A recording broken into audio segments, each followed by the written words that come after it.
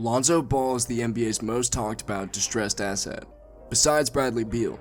However, he keeps shooting down any rumors. Drafted as one of the most hyped up prospects in recent memory, Ball's success or failure as a pro was always going to rely on stability and his ability to fight adversity. From watching him play, it really just seems he lost the confidence he once played with that allowed him to shoot from anywhere and take over the game.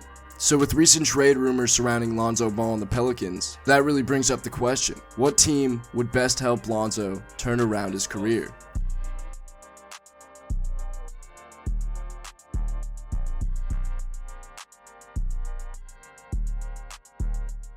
What's up guys, and welcome back to Hoop City.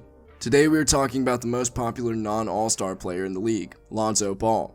In his short NBA career, he's had 3 coaches in 4 seasons. He's on his second team, but in practice, something like his 5th roster. The baby Lakers turned into the LeBron James Lakers, on which he initially came off the bench, behind Rajon Rondo. He then played half of a season with the Zion Williamson-less Pelicans, before finishing the season alongside Zion. New Orleans turned over half of the roster in the Drew Holiday and Steven Adams deals. That's not exactly the model of stability, and unsurprisingly, his numbers reflect that. He shot nearly 39% on catch-and-shoot three-pointers last season, but is now down to 26% this season. Meanwhile, he's up to 76% in the restricted area, but on less than 2 attempts per game after struggling to finish early in his career. For young players, numbers are often only as consistent as their role. Balls has changed constantly, and as a result, he's never found the steady production expected out of a number 2 overall pick. That doesn't mean he never will though. It just means that his next team has to be in a position to give him the stability he craves. On the right team, Ball's unique blend of size and basketball IQ could still produce a high-level starter. So with Ball reportedly on the market, let's dig into which team actually makes sense as destinations for one of the NBA's most distinctive talents. First up, we have the Golden State Warriors. The Warriors have already redeemed a number 1 overall pick in Andrew Wiggins. Why not take a shot at the number 2 overall selection? Ball is Steve Kerr's dream project, the ideal passer and cutter to kick his motion offense into shape. The Warriors have been ranked in the top 10 in the NBA in passes per game in all 6 of Kerr's seasons in Golden State, and ranked in the top 5 in each of the past 4. But this season, they're 14th as they attempt to integrate a number of new pieces. While Stephen Curry and Draymond Green remain as intelligent as ever, their teammates have so far struggled to grasp the nuances of Kerr's scheme. To such an extent, they're merely replacing rookie James Wiseman with the veteran Kevon Looney has proven utterly essential to surviving first quarters. The Wiseman version of the starting 5 has been outscored by 66 points this season. The Looney version has outscored opponents by 29. That's how valuable a quick injection of basketball IQ has proven for the Warriors. Imagine what Ball might add. He'd bring Golden State's running game back to life, at the very least. Kerr's first Warrior team finished first in transition offensive efficiency, and third in transition frequency. That is largely where his fast-paced Warriors remained before this rebuild. But this year's team is number 23 in transition frequency and number 28 in transition efficiency. Not only would Ball's passing create easier buckets on the break, but his defense and rebounding would create more transition opportunities in the first place.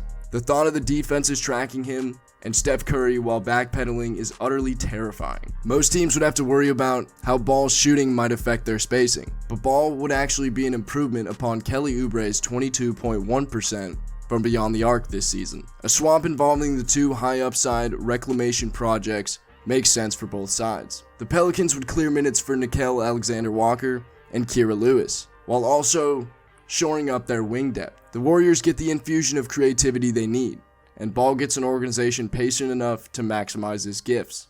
Next on the list, we have the Charlotte Hornets. We're breaking our rule of stability here for one simple reason. What do the Hornets have to lose? What does Charlotte have going for it at the moment that is more appealing than a Ball family reunion? The Hornets have made the playoffs 3 times in the past 15 years. Even after drafting LaMelo Ball and signing Gordon Hayward, they are currently 4 games below 500. Lonzo won't fix everything. He won't immediately make the Hornets contenders, but he's a worthwhile home run swing for a team that has hit nothing but singles since its inception as the Bobcats. An all-Ball backcourt would be the league's most unselfish, a necessity given their current limitations as scorers. The ball movement would give the Hornets a sorely needed identity, and quietly, one of the switchier defenses in basketball once its other prospects mature. The 2 Ball brothers, Hayward, PJ Washington, and Miles Bridges, are all along in between 6'6" and 6'8". Is that a championship fivesome? Probably not. But it's a low-risk swing at chemistry, ball movement, and frankly, fun basketball to watch. Something that hasn't been there in Charlotte in a long time. Terry Rozier and Devontae Graham aren't good enough to deter Charlotte from such a roster. Next up, we have the Toronto Raptors. Sooner or later, Kyle Lowry is going to stop being Kyle Lowry. Eventually, Fred VanVleet is going to need a new backcourt partner, one that brings the same intangibles and an all-around brilliance. Ball can't shoot like Lowry, just yet. He's not as good at drawing charges, but the basketball brain is there.